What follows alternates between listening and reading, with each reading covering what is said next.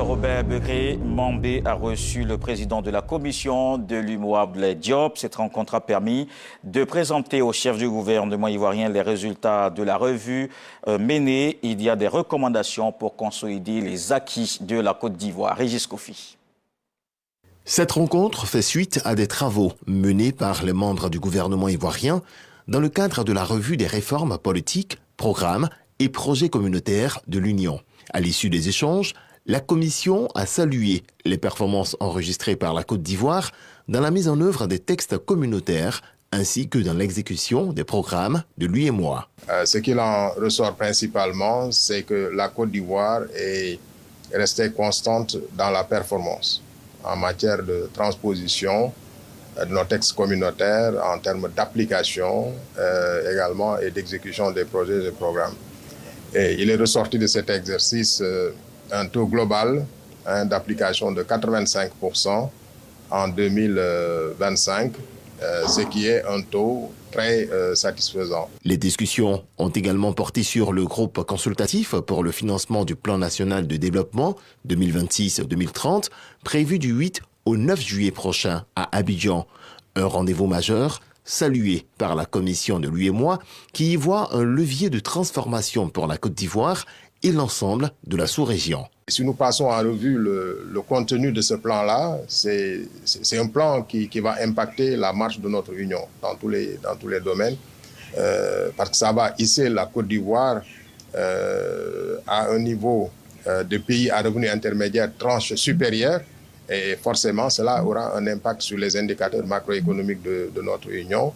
Et au-delà des indicateurs macroéconomiques, les projets en eux-mêmes qui sont dans le plan national de développement sont des projets intégrateurs. Au terme de la présentation, le Premier ministre Robert Begré Mambé a réaffirmé l'engagement du gouvernement à poursuivre ses efforts. Et la Côte d'Ivoire a un taux de mise en œuvre des réformes de l'UEMOA de 85%. C'est ce que l'on note de la 11e revue annuelle des réformes politiques, programmes et projets communautaires de l'Union. Une rencontre en présence du ministre du Plan et de Développement et du président de la commission de l'UEMOA que vous venez d'entendre. On fait le point avec Dangui Dangui.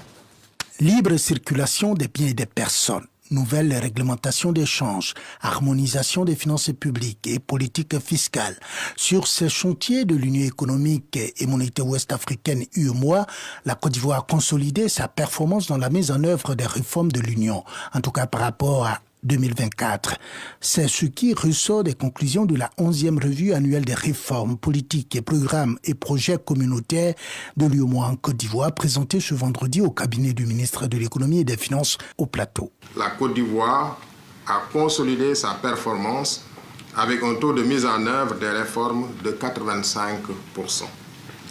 Cette évaluation a porté sur 145 réformes contre 132 en 2024. Au terme des travaux, des recommandations ont été formulées pour la mise en œuvre efficace des réformes, programmes et projets communautaires.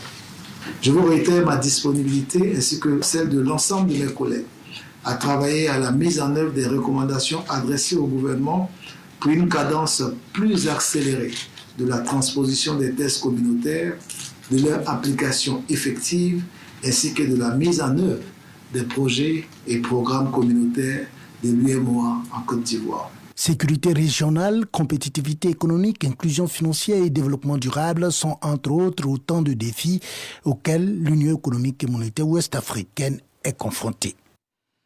Et la Côte d'Ivoire qui prend